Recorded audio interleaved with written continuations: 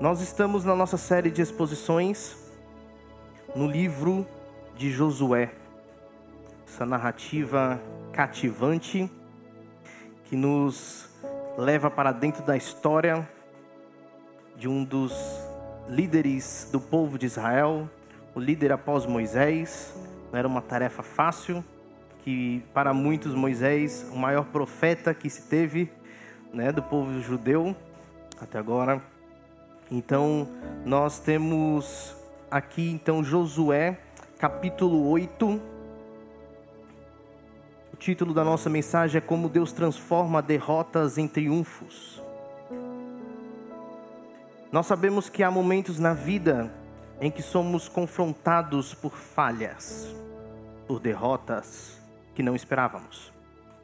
Talvez seja um fracasso pessoal, um erro moral, um pecado, uma porta fechada, um sonho frustrado. E nesses momentos, muitos pensam: o que eu faço? Para onde eu vou? Será que Deus ainda está comigo? Contudo, o capítulo 8 de Josué marca uma virada dramática. Deus não abandona seu povo. Pelo contrário, Ele os corrige, os purifica e então os restaura completamente. A vitória que antes parecia impossível, agora é entregue por Deus. Não apenas como resultado de força militar, porque nós vimos que militar por militar era fácil, de certa forma, mas por arrependimento e graça. Arrependimento e graça do Senhor. Esse é um padrão que veremos se repetir ao longo de toda a Bíblia, de toda a história bíblica, e que encontra sua plenitude em Jesus Cristo. Derrota por causa do pecado, intervenção de Deus, juízo, misericórdia, restauração que leva à obediência, a aliança renovada. E nós temos então a aliança, a nova aliança em Jesus Cristo, a reconciliação perfeita no Filho. Aqui está uma poderosa lição para o nosso tempo. Deus transforma derrotas passadas em vitórias futuras quando há arrependimento e obediência. Pastor Humberto nos mostrou na pregação passada que a vitória de ontem não garante a vitória de hoje. E neste capítulo veremos que a derrota de ontem não implica na derrota de hoje, nem na derrota de amanhã. Nós dividiremos o texto, essa cena do capítulo 8, em 3 partes. A primeira, dos versículos 1 e 2, Deus restaura a confiança do povo. Na segunda parte dessa cena, a estratégia divina e a vitória sobre Ai, a cidade. E na última parte dessa cena, a renovação da aliança no Monte Ebal. Então vamos para a primeira parte. Deus restaura a confiança do povo. Versículos 1 e 2. Nós vamos lendo à medida em que vamos falando, detalhando o texto. Disse o Senhor a Josué: não temas, não te atemorizes, toma contigo toda a gente de guerra e dispõe-te e sobe a Ai. Olha que entreguei nas tuas mãos o rei de Ai e o seu povo e a sua cidade e a sua terra. Farás a Ai e a seu rei como fizeste a Jericó e a seu rei. Somente que para vós outros saqueareis os seus despojos e o seu gado. Põe emboscadas a cidade por detrás dela. Então nós temos aqui Deus, depois do que aconteceu, do juízo também contra Acã e sua família, foram mortos e sofreram o juízo de Deus. E Deus fala com Josué novamente após isso. Ele começa falando: não temas, não te atemorizes. Mas é interessante porque Deus volta a se comunicar com ele, com Josué. É Deus que busca Josué. Isso demonstra graça e demonstra restauração de Deus. Então, a derrota anterior não foi o fim. Deus ainda tem planos para Israel. E aí Deus dá uma palavra de encorajamento. A mesma palavra que ele deu lá no início. Olha aí, Josué capítulo 1. Capítulo 1, versículo 9. Não tu mandei eu, ser forte e corajoso, não temas, nem te espantes, porque o Senhor teu Deus é contigo por onde quer que andares. Então ele ouviu essa palavra, Josué, e quando ele ouviu, certeza que ele lembrou da promessa de Deus, de que ele estaria com Josué todos os dias, de que estaria com Josué como esteve com Moisés. E isso para Josué era o que ele precisava, saber da presença do Senhor. Muitas vezes, quando estamos passando por dificuldades, quando sofremos algum tipo de derrota na vida, nós temos a tendência de negligenciar ou de apagar a nossa volta à presença de Deus, ou querer não enxergar a presença de Deus. Mas Deus se faz presente, se faz próximo, exatamente para mostrar que Ele é fiel a Ele mesmo e cumpre as promessas para o seu povo. Deus faz questão de garantir que Ele nunca deixará de cumprir sua promessa de estar com Josué e com o povo de Israel.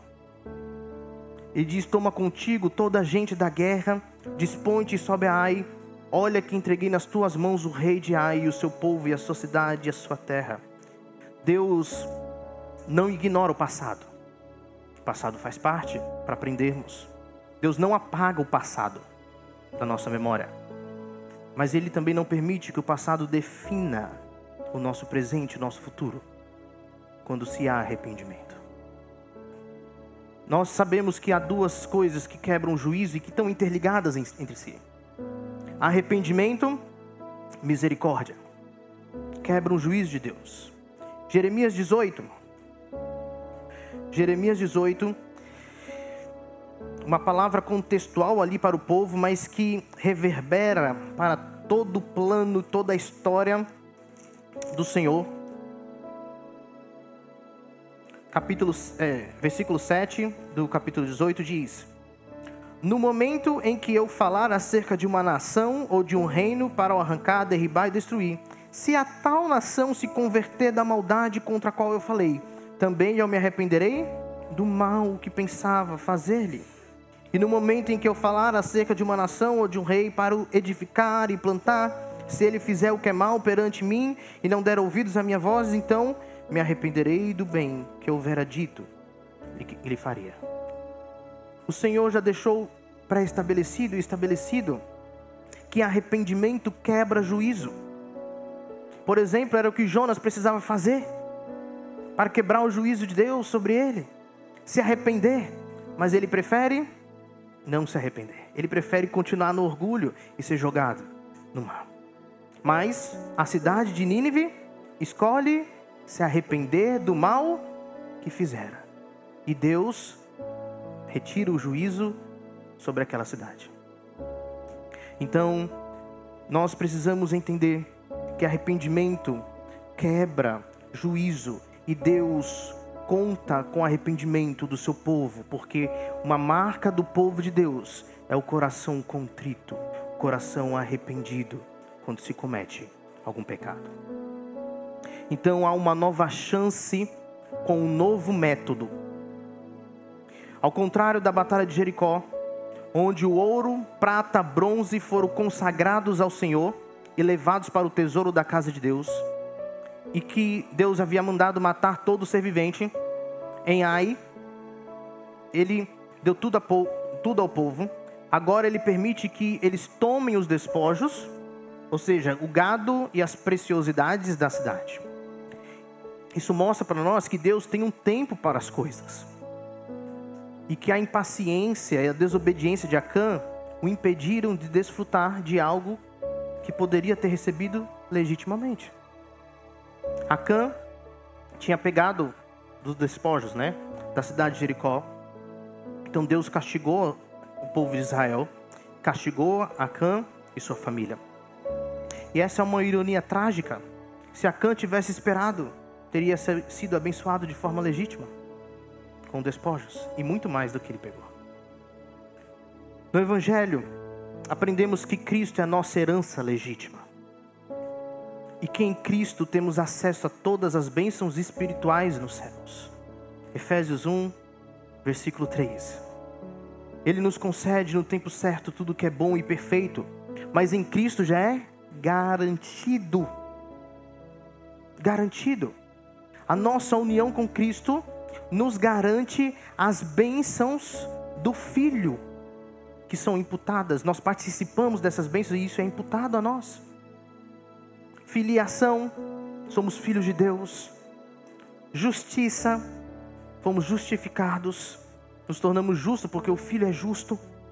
E isso um dia será consumado, mas é garantido. Cristo venceu na cruz e nós temos acesso a todas as bênçãos espirituais. Nós já desfrutamos dessas bênçãos espirituais, mas um dia teremos plenamente na consumação dos tempos. Meu irmão, o que define o que é bênção não é o valor do que recebemos ou o que recebemos de bens nessa vida, mas a origem, de onde vem, quem dá. Poderia ser bênção aquilo que Acã pegou? Em si, poderia ser bênção para alguém. Mas ele escolheu pegar, ao invés de receber do Senhor. Deus é o definidor, Deus é o garantidor, Deus é a origem de toda bênção. De toda bênção. E Deus faz questão de mostrar isso. O problema não são os despojos. O problema é que às vezes não aguardamos o tempo de Deus. E precisamos aguardar o tempo dele. Nós podemos ter falhado, mas Deus sempre está solícito para o coração arrependido. E eu queria trazer essas aplicações para nós desse primeiro ponto. Deus sabe das nossas limitações. Ele sabe que erros virão. Mas uma marca daqueles que fizeram e fazem parte do povo de Deus é, como eu disse, a contrição, o choro pela ofensa ao Deus Santo. Um povo que permanece com a consciência da realidade de estarmos diante desse Deus, sempre na presença desse Deus. E esse senso da presença de Deus nos leva a nos quebrantarmos, a estarmos derramados a seus pés. Nós sabemos, é verdade que a rotina, os prazeres desta vida muitas vezes nos fazem fixar nossos olhos apenas no horizonte temporal, apenas no aqui e agora, no que podemos receber aqui, no que vamos ter aqui, nos nossos planejamentos, naquilo que devemos fazer. E faz parte a gente também olhar para cá com os olhos redimidos. Mas essas coisas às vezes fazem nublar, ou seja, criar nuvens que nos impedem de enxergar claramente, não apenas a nossa percepção da presença de Deus, como também o viver usufruindo de sua presença.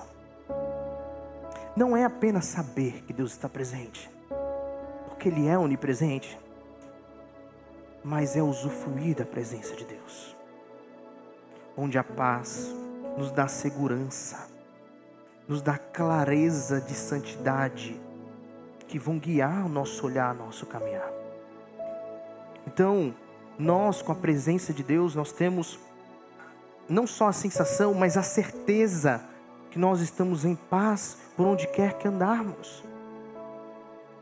A presença de Deus nos faz olhar com mais pureza para aquilo que nós temos que fazer. Que não é brincadeira um viver na vontade de Deus, mas é requerido uma santidade do povo dele. Por quê? Porque estamos na presença do Deus Santo. Mas também, algo que nós devemos pegar para nós desses dois primeiros versículos, é que não devemos viver paralisados pela derrota. Nós devemos ouvir a voz de Deus que diz: não temas, não temas. Eu lembro aqui da visão, não foi uma derrota, ok? Mas eu lembro da visão que João teve em Apocalipse, que ele diz que quando o vi, caí a seus pés como morto. Porém ele pôs sobre mim a mão direita, dizendo: não temas. Eu sou o primeiro e o último, aquele que vive. Estive morto, mas eis que estou vivo pelos séculos dos séculos, e tenho as chaves da morte e do inferno. Quem pode contra esse Deus? Quem pode com Jesus Cristo? Foi Ele que morreu por nós. Ele venceu a morte, logo nós vencemos também. Quando Deus diz a Josué, não temas nem te espantes, Ele está reiterando aqui a fidelidade de Deus consigo mesmo. Mesmo depois do pecado de Israel, Ele permanece fiel à sua promessa. Isso ecoa diretamente do Novo Testamento, onde ouvimos Jesus dizer aos discípulos, no mundo tereis aflições, mas tende bom ânimo, eu venci o mundo. Cristo venceu o mundo. É por isso que nós continuamos no processo de Deus, progredindo, andando, e nada pode nos arrebatar da mão de Deus. Então, a primeira parte desta cena que Deus restaura a confiança do povo. A segunda parte desta cena, temos aqui a estratégia divina e a vitória sobre Ai. É a maior parte, versículo 3 ao 29. Vamos ler primeiramente do 3 a 9, onde tem a preparação da emboscada aqui, ok? Versículos 3 a 9. Então Josué se levantou e toda a gente de guerra para subir contra Ai. Escolheu Josué 30.000 homens valentes e os enviou de noite. Antes era 2.000, 3.000, né? 30.000. Deus lhe deu-lhes ordem dizendo, eis que vos porei de emboscada contra a cidade por detrás dela. Não vos distancieis muito da cidade e todos estareis alertas. Porém eu e todo o povo que está comigo nos aproximaremos da cidade. E será que quando saírem como dantes contra nós, fugiremos diante deles. Deixemo-los, pois, sair atrás de nós, até que os tiremos da cidade, porque dirão, fogem diante de nós como dantes. Assim fugiremos diante deles. Então saireis vós da emboscada e tomareis a cidade, porque o Senhor vosso Deus vos-la entregará nas vossas mãos. Havendo vós tomado a cidade, pôr-lhe-eis fogo, segundo a palavra do Senhor, fareis eis que vos ordenei. Assim Josué os enviou, e eles se foram à emboscada. Ficaram entre Betel e Ai, ao ocidente de Ai. Porém Josué passou aquela noite no meio do povo. Então Josué aqui tem a preparação da emboscada.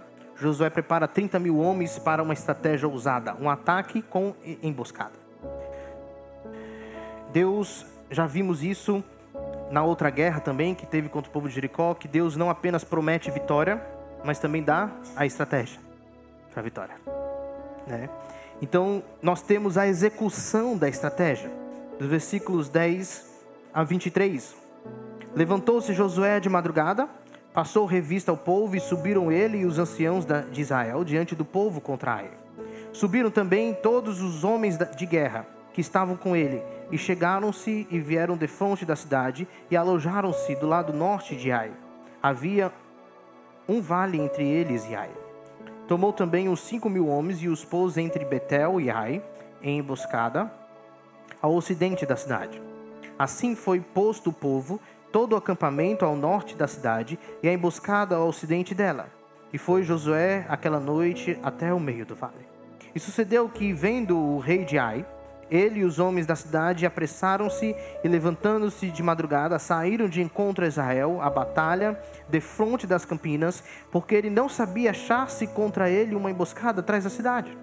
Josué, pois, e todo Israel se houveram como feridos diante deles e fugiram pelo caminho do deserto.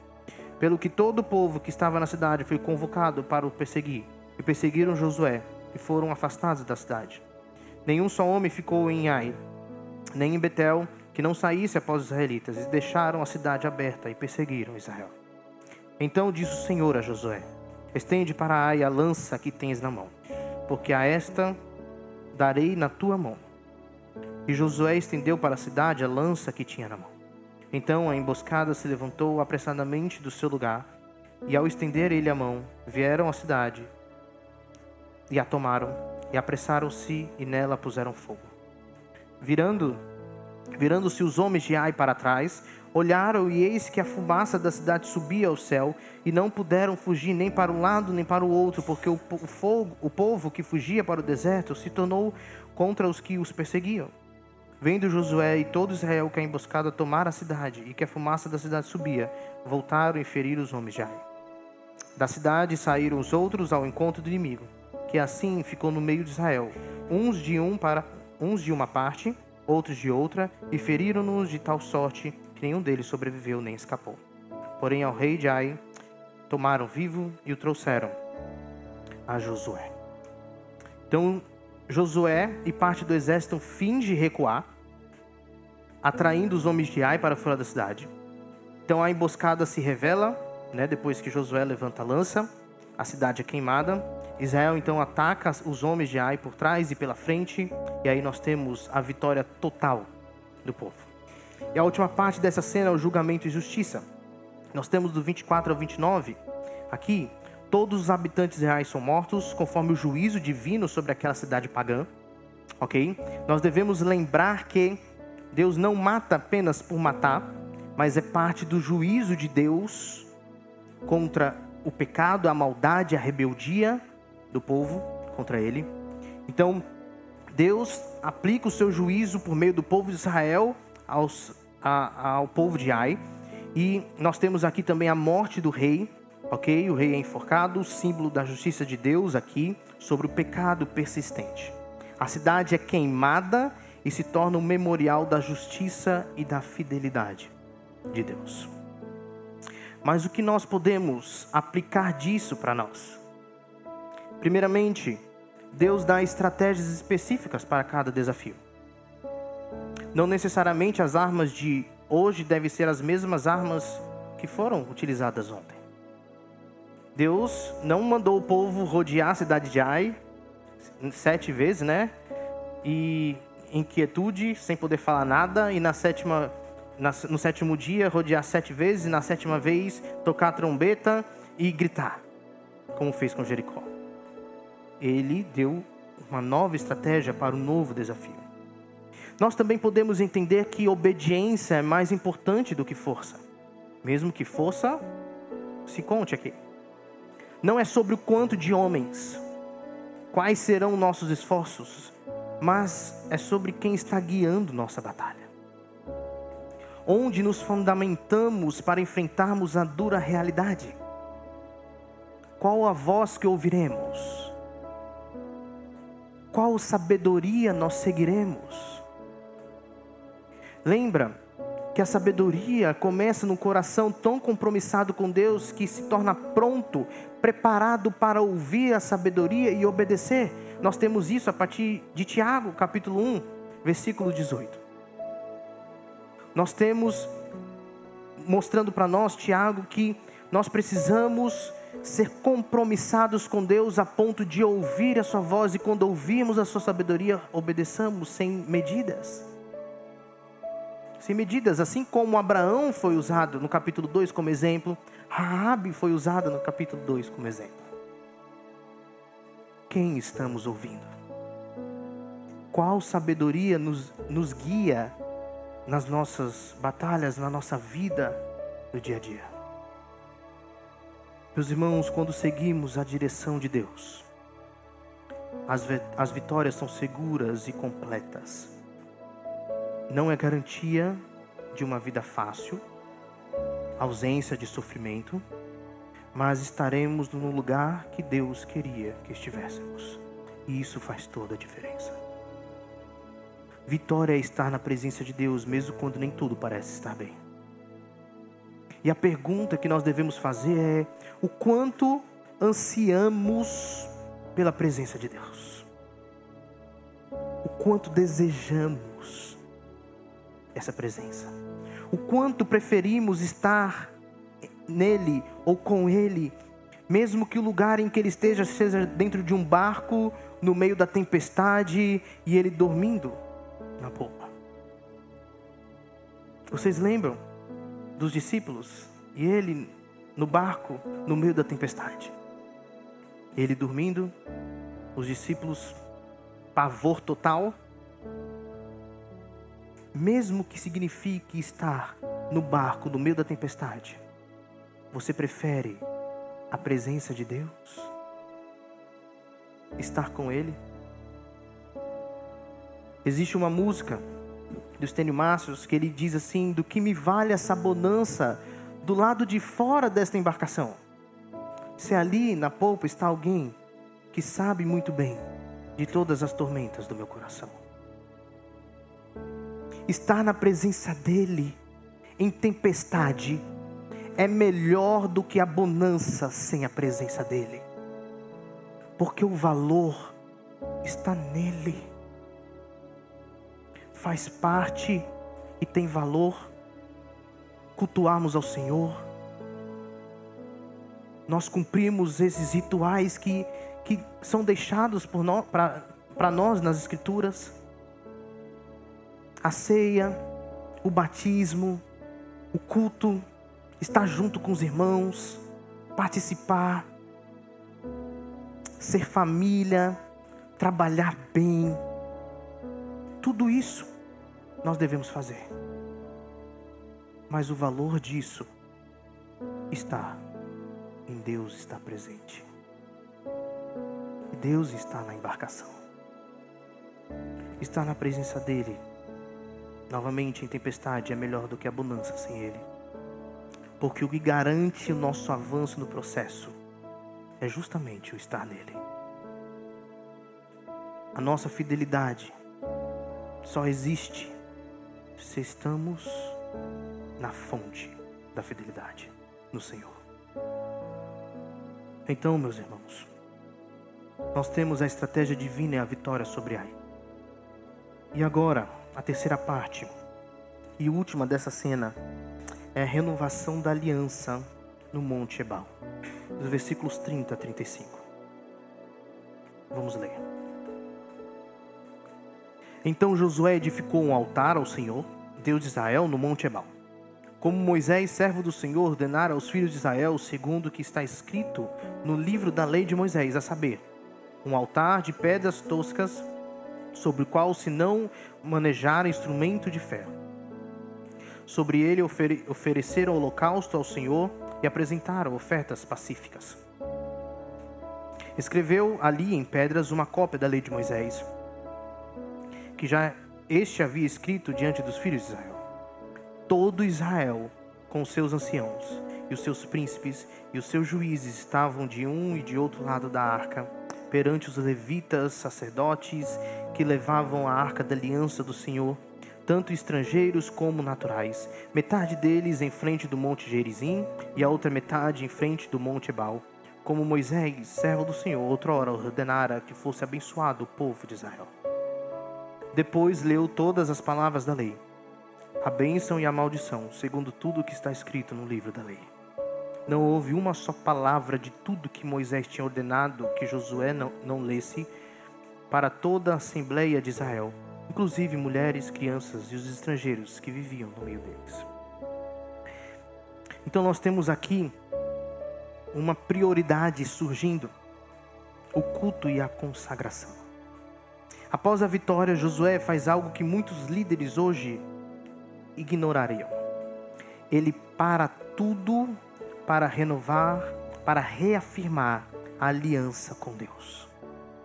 No Monte Ebal, ele edifica um altar, oferece sacrifícios e lê toda a lei diante de todo o povo. Isso é mais do que simplesmente religiosidade, cumprimento de ritual. É um gesto de submissão total ao Senhor. Eles entendem que sem a aliança, sem a palavra, sem a presença de Deus, toda vitória seria vazia. Vazia.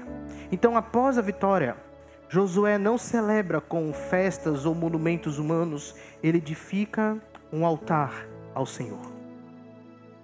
Meus irmãos, obediência não termina na batalha, mas se aprofunda no louvor, no culto, na adoração. Então ele lê toda a lei. Diante do povo, homens, mulheres, crianças e estrangeiros. A bênção e a maldição são lidas entre os montes Gerizim bênção, Ebal, maldição, conforme Deuteronômio 27 e 28. E ele inclui todos. Deus está formando um povo obediente, não apenas um povo guerreiro, um povo obediente, um povo que aprende a cultuá-lo, a adorá-lo, a louvá-lo como povo, não apenas homens de guerra. Eu queria trazer algumas aplicações para a gente disso, dando uma volta aqui de tudo que nós falamos. E a primeira coisa é: após a vitória, volta-se a Deus em gratidão e adoração. Eu vou reformular, porque agora lendo ficou meio dúbio para mim, ok? Não apenas após a vitória. As Escrituras mostram para nós que o povo de Deus, ele caminha em gratidão e adoração. Ele caminha em gratidão e adoração. Nós vimos hoje na EBD, para a gente não murmurar, porque precisamos ser contentes, o contentamento no Senhor. E isso inclui ações de graças, viver com ações de graças, agradecendo. Nós temos não somente o versículo que nós lemos em 1 Coríntios, mas também em Filipenses, que diz: fazei tudo sem murmurações nem contendas. Porque a marca do povo de Deus é para ser um povo que caminha agradecendo, na gratidão a esse Deus, sem murmurar. E nós seremos, Filipenses diz para nós que nós seremos como luzeiros neste mundo, se nós vivemos sem murmuração nem contendas. Nós precisamos voltar a Deus em gratidão, em adoração. Outra aplicação: nunca despreze a palavra. Ela sustenta a fidelidade antes, durante e após a vitória. E aqui vemos a conexão mais bela com o Novo Testamento.